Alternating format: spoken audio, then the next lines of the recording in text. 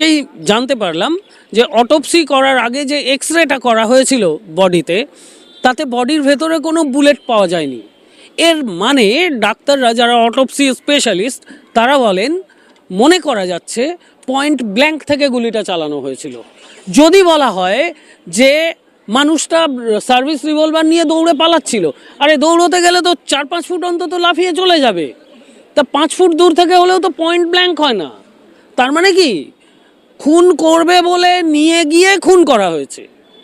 পুলিশের ড্রেস পরে পুলিশের পজিশনের সুবিধা নিয়ে একটা মার্ডার করা হয়েছে।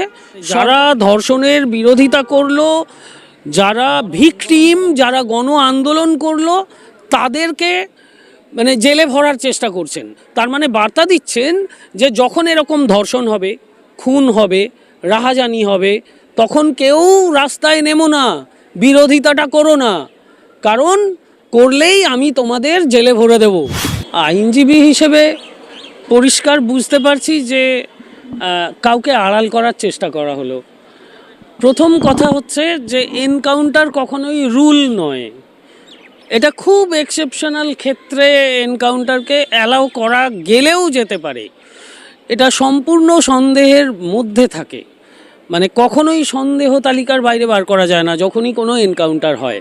এনকাউন্টার হলেই তার সঙ্গে সঙ্গে বেশ কিছু পদ্ধতি আছে আইনের, সেইগুলো শুরু হয়ে যায়। সেইগুলো পাস করা অবধি যে অফিসাররা এনকাউন্টারে ইনভলভ থাকে তারা প্রত্যেকে কিন্তু অভিযুক্ত হিসেবে থাকে সেই যে মামলাটা হয় সেখানে।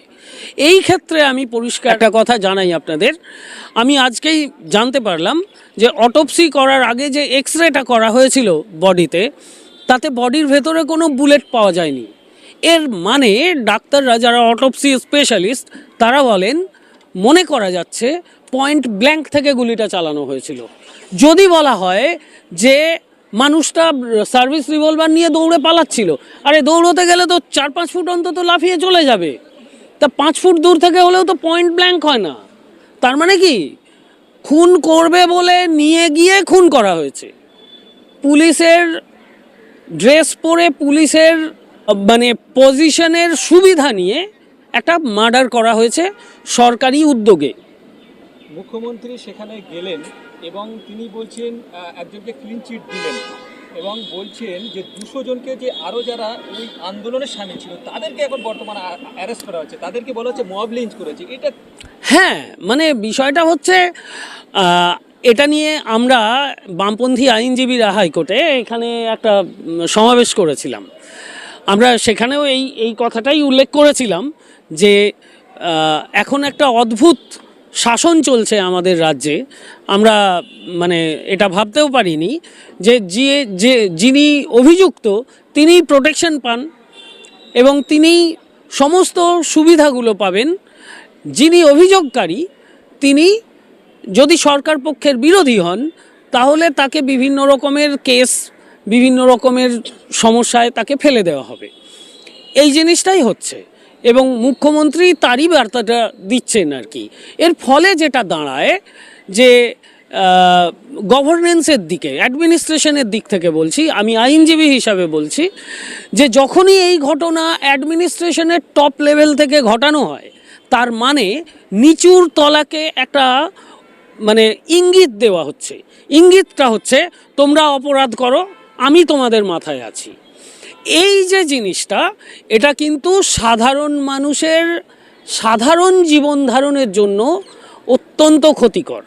যাকে এনকাউন্টার করা হয়েছে দেখা যাচ্ছে তার অনেক ভিডিও ভাইরাল হয়েছে যেখানে সে নামগুলো বলে দিচ্ছে এবং কি ঘটেছে, অথচ তাকেই এনকাউন্টার করা হলো এবং যার নাম করছে যে আনন্দ সর্দার মূল অভিযুক্ত বলা হচ্ছে, তাকে কিন্তু শান্তনু পুলিশ ক্যাম্প থেকে নিয়ে ছাড়িয়ে এনে একে ওখানে দিয়ে এসেছিল। এই কাজ করেছে, এটা কি তাদেরকে আড়াল করার জন্য?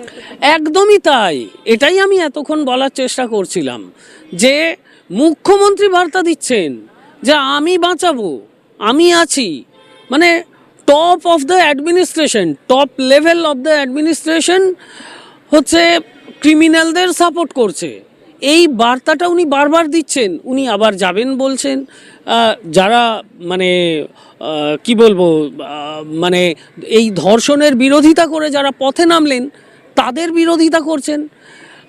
বারবার মানে মানে যারা ধর্ষণের বিরোধিতা করলো, যারা ভিকটিম, যারা গণ আন্দোলন করলো, তাদেরকে মানে জেলে ভরার চেষ্টা করছেন। তার মানে বার্তা দিচ্ছেন যে যখন এরকম ধর্ষণ হবে, খুন হবে, রাহাজানি হবে, তখন কেউ রাস্তায় নেমো না, বিরোধিতাটা করো না, কারণ করলেই আমি তোমাদের জেলে ভরে দেব। এই বার্তাটা দিচ্ছেন মুখ্যমন্ত্রী। এটাই ঘটছে তো, ভয়ের বাতাবরণ তৈরি করতে চাইছেন যাতে সাধারণ মানুষ ঘরের ভেতরে ঢুকে থাকে। মার্ডার। আমার নাম সৈয়দ চন্দন হোসেন।